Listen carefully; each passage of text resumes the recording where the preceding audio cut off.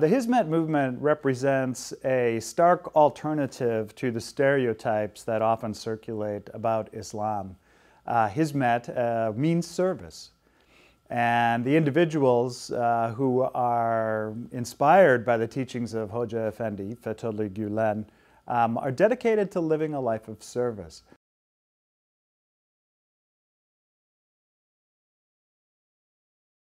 On education as a way to alleviate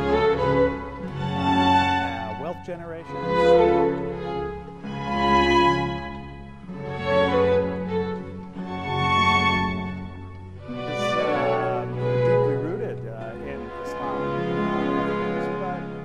Hizmet also grew up in Turkey.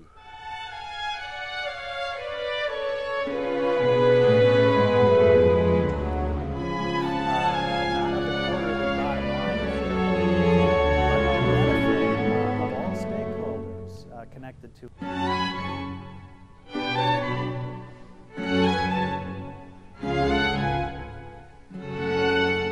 My name is Jon Pahl, and I am the Peter Paul and Elizabeth Hagan Professor of History at the Lutheran Theological Seminary at Philadelphia. I also direct MA programs there, including a program that focuses on public leadership. I first encountered the Hizmet movement when I was invited to an iftar dinner here in Philadelphia.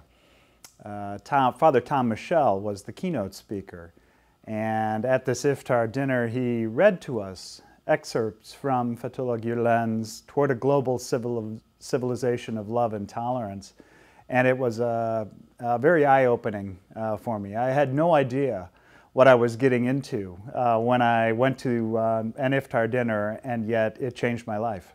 My interest in the Hizmet movement has grown significantly over the years, and my appreciation for the Hizmet movement has also grown.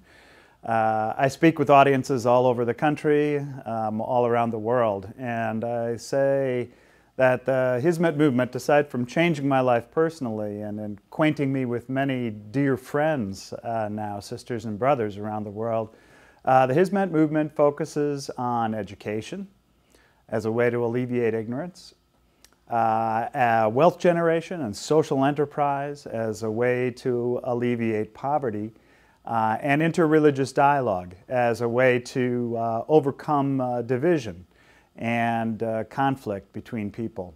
I can't imagine three more important causes, and therefore, as I have continued my familiarity and growth and understanding of Hizmet, my appreciation for the movement has also deepened in all three areas. Hizmet is deeply rooted in Islam, of course, but Hizmet also grew up in Turkey. And the distinctive history of Turkey casts a particular character to the Hizmet movement. Turkey, of course, is a secular republic, and that openness that follows from a secular society is also found within Hizmet. So you have an interesting blend of secularity and appreciation for difference, while at the same time being deeply grounded in Islamic thought and practice. And that combination is not unique in the Muslim world, but certainly distinctive, and I think a voice that many other Muslim groups and many Christian groups would also benefit from hearing more regularly. The most significant contribution of the Hizmet movement is in changing the character of business. As I see it, at its best, the Hizmet movement fosters social enterprise. That is, it organizes business on behalf not of the quarterly bottom line of shareholders, but the benefit of all stakeholders connected to an agency. For too long, business has been divorced from spirituality. What Hizmet does, as I understand it, is takes the spirit of Islam, the spirit of peace, the spirit of cooperation, the spirit of unity, tawhid, and puts it into practice through capitalism. This is a great experiment and very promising both for the Muslim world and for the world of business, given the kinds of inequalities we are seeing develop around the world.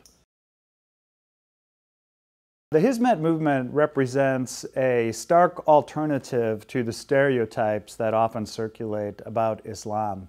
Hizmet means service. And the individuals who are inspired by the teachings of Hoca Efendi, Fethullah Gulen, are dedicated to living a life of service. I find this extremely important as a Lutheran. It's a crucial part of my faith tradition. Our founder, Martin Luther, said in his most famous book, Christian Liberty, that a Christian is a perfectly free servant of none, subject to none, and a Christian is a perfectly dutiful servant of all, subject to all. That combination of freedom and respect for others that follows from it, but then also service, wanting to work hard on behalf of the common good, is what I see at work among people of Hizmet. I've read most of Fethullah Gulen's works that have been translated into English, and I find him a very intelligent, widely informed, and faithful writer. I appreciate especially his emphasis on forgiveness and on unity.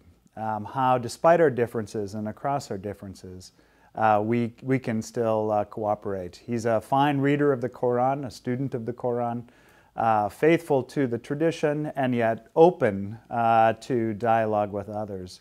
I recommend especially his book, Toward a Global Civilization of Love and Tolerance, which I have used in my own teaching every year for the last 5 years, and my students find it a very rich resource. So I recommend his writings. It's crucial that Muslims dialogue with others, and I am profoundly grateful for the opportunities not only to dialogue together but to pray together that I have had with my Muslim brothers. It seems to me that if we don't talk with each other, we can't possibly understand each other. And so dialogue, conversation is the crucial first step in building the trust that's necessary for a more peaceful world. Skeptics of inter-religious dialogue have a point in that dialogue isn't enough. And yet, dialogue hasn't really been tried. It's only been around intentionally for less than a century, which is a blip in the span of human history. And yet, what we have seen in those cultures and societies where religious dialogue has really developed and fostered movements for justice and peace, remarkable success has followed. So when dialogue has been tried, it has succeeded. And the evidence is not about a utopia. The evidence is right in front of us in one nonviolent movement for social change after another around the globe. It's a remarkable record, and the story really hasn't been told well by historians to date. Hizmet contributes to community building by bringing people together, by encouraging us to eat together. It's one of the great joys of life to, share a meal with one another. And I've been fortunate to attend Hizmet dinners all over the United States and around the globe, where people who otherwise would not be sitting at the same table, people who might even be enemies in everyday life, for a moment at least, are brought together to recognize their common humanity around a meal. And that's a huge contribution to the common good, even though sometimes it doesn't seem significant. It helps build the trust that is the deepest and most important element in peace building. I welcome the work of people of Hizmet on behalf of charity, and especially in relief situations around the globe.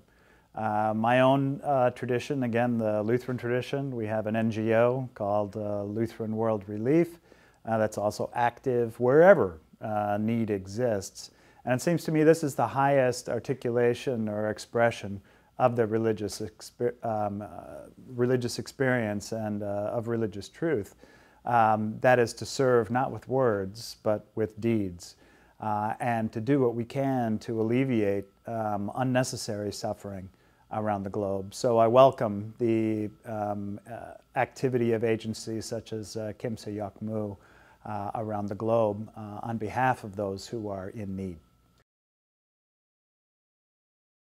I've been fortunate to visit many of the schools built by individuals inspired by to Hizmet in Albania, in Kampala, Uganda, and Nairobi, Kenya, and consistently the schools are excellent, modern facilities, and the education, from what I can see, aspires to be the best in the region.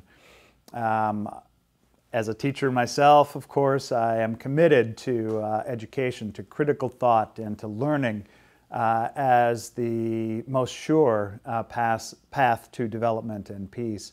And the schools that have been built by peoples of Hizmet around the globe truly forge a movement that benefits the common good.